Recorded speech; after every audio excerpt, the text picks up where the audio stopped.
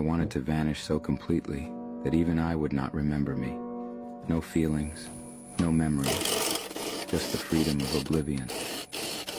I realize now that I wanted to disappear, to get so lost that nobody ever found me, to go so far away that I'd never be able to make my way home again. But I have no idea why. I want to retreat from the world and ponder in solitude. But it struck me that the world was full of holes which you could fall into, never to be seen again. I couldn't understand the difference between disappearance and death. Both seemed the same to me, both left holes. Holes in your heart, holes in your life.